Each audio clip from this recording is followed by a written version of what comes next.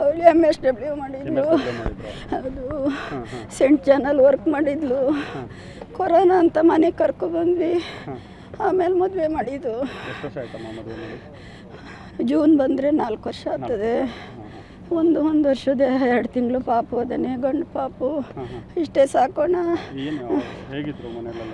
ಅಯ್ಯೋ ಇದ್ರು ನಾವು ಚೆನ್ನಾಗಿದ್ರು, ನಮಗೇನು ಇದೆಲ್ಲ ನಮಗೆ ಗೊತ್ತಾಗಲ್ಲ. ಅವಳು ಭಾರಿ ಸ್ವಾಭಿಮಾನಿ. ಅವಳೇನೂ ಹೇಳ್ಕೊತಿರ್ಲ. ಅವಳು ಹಂಗಲ್ಲ ಏನು ಹೇಳ ಅಂತ ಹುಡುಗಿ ಅಲ್ಲ, ಆ ಥರದ ಹುಡುಗಿಯ. ಇದು ಮೊನ್ನೆ ಆಗಿದ್ದು, ಮೊನ್ನೆ 24 ದಿವಸ ಆಯಿತು ಅಷ್ಟೇ. ಅವ್ರ ಅಕ್ಕ, ಅವ್ರ ಅತ್ತೆ ಮಾವ, ಅವ್ರ ಗಂಡ, ಅವರ ಒಬ್ಬರು ಹೊತ್ತಿಗೆ ಇದ್ದಾರೆ.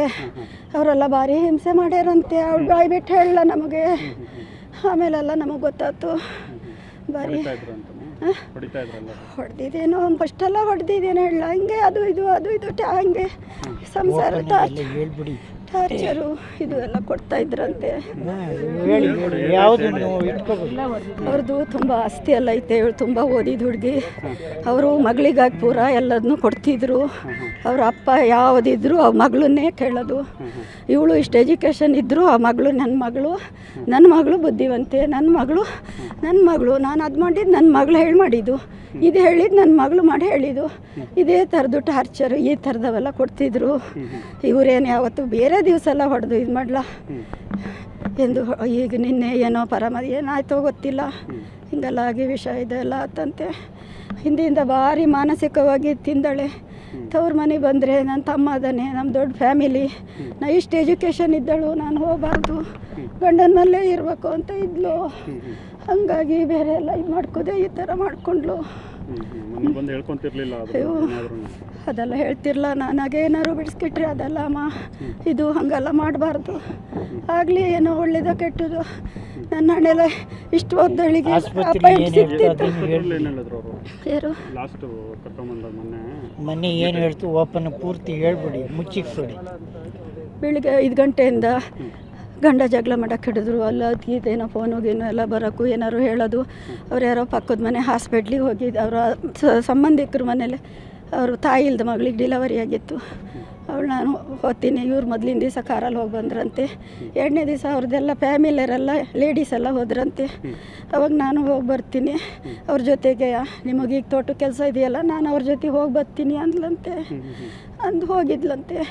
ಅವತ್ತು ಬಂದು ಮರು ದಿವಸನೇ ನೀನು ಯಾಕೆ, ನಾನು ಗಂಡಿದ್ದಂತೆ ನೀನು ಯಾಕೆ ಹೋದೆ ಅವ್ರ ಜೊತೆ? ಅವರೆಲ್ಲ ಅವ್ರಿಗೆ ಅಗ್ನೆಸ್ಟ್ ಅಂತೆ ಫ್ಯಾಮಿಲಿಯರು. ನೀನು ಅವ್ರ ಜೊತೆ ಯಾಕೆ ಹೋದೆ? ಅವಾಗ ಇವಳು ಕೇಳಂತೆ, ಅಲ್ಲ ನಾನೇನು ಯಾವತ್ತಾರು ಬೇರೆ ಯಾರು ಗಂಡಸರು ಅಥವಾ ಯಾರು ಜೊತೆ ಹೋಗಿದ್ರೆ ನೀವು ಹೇಳೋ ಸರಿ. ನಾನು ಹೋಗಿದ್ದು ನಿಮ್ಮ ಫ್ಯಾಮಿಲಿ, ನಿಮ್ಮ ಚಿಕ್ಕಮ್ಮ, ನಿಮ್ಮ ಅಜ್ಜಿ, ನಿಮ್ಮ ಅತ್ತೆ ಅವ್ರ ಜೊತೆನೇ ಹೋಗಿದ್ದು. ಕೆಲಸದವ್ರಿಗೆಲ್ಲ ಅಡುಗೆ ಮಾಡಿ ಊಟ ಬಡಿಸಿ ನಾನು ಹೋಗಿನಿ. 4 ಗಂಟೆ ಕಾಫಿ ಮಾಡಲಲ್ಲ ಅಂತ ಹೇಳಿದ್ರಂತೆ. ಕಾಫಿ ಒಂದು ಲೋಟ ನೀವು ಮಾಡ್ಕೊಬೋದಿತ್ತು, ಇಲ್ಲ ನಿಮ್ಮ ತಾಯಿ ಇದ್ದಾರೆ ಒಂಚೂರು ಗ್ಯಾಸಲ್ಲಿ ಮಾಡಿಕೊಡ್ಬೋದಿತ್ತು.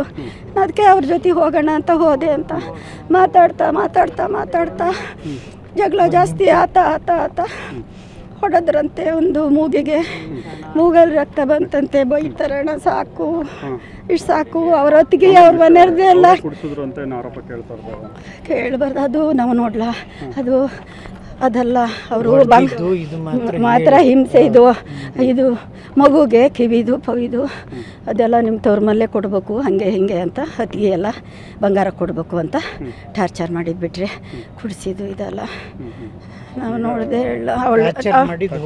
ಹೌದು, ಅವಳ ಸ್ಟೇಟ್ಮೆಂಟ್ ಏನೋ ಹಂಗಂತ ಕೊಡ್ಲಣ್ಣ ಸಾಕು, ಬೇಡ ಇಷ್ಟೇ ಸಾಕು. ನನ್ನ ಮಗಳ ಪುಷ್ಪ, ನನ್ನ ಮಗಳಿಗೆ ಇಷ್ಟ ಇದಾಗಿದೆ, ಇನ್ನಾದ್ರೆಲ್ಲ ಹೇಳಿ ಇನ್ನೇನಾಗಬೇಕು, ಸಾಕೋಣ. ಮಗನಿಗೆ ಒಂದು ನ್ಯಾಯ ಸಿಕ್ಕರೆ ಸಾಕು. ಆ ಮೊಮ್ಮಗೊಂದು ಒಳ್ಳೆ ರೀತಿ ನ್ಯಾಯ ಸಿಕ್ಕರೆ ಸಾಕು, ನ್ಯಾಯ ಕೊಡಿಸಿದ್ರೆ ಸಾಕು ಅಷ್ಟೇ. ಅಷ್ಟೇ. 2 ವರ್ಷ ಮಗು ಹೆಲ್ತು ಅವನಿಗೆ ಸರಿ ಇಲ್ಲ. ಅವನಿಗೆ ತುಂಬ ಯಾವಾಗಲೂ ನೆಬ್ಲೈಜೇಷನ್ ಎಲ್ಲ ಹಾಕ್ಬೇಕು. ಅವನಿಗೆ ಒಂದು ನ್ಯಾಯ ಕೊಡಿಸಿ ನಮ್ಮ ಕಡೆಗೆ ಮಗು ಕೊಟ್ಟರೆ ಅವಳ ಮುಖ ಅಂತ ಅವನ್ನೇ ನೋಡ್ಕೊಂಡು ನಾವು ಸಾಕು ಇರ್ತೀವಿ ಅಷ್ಟೇ.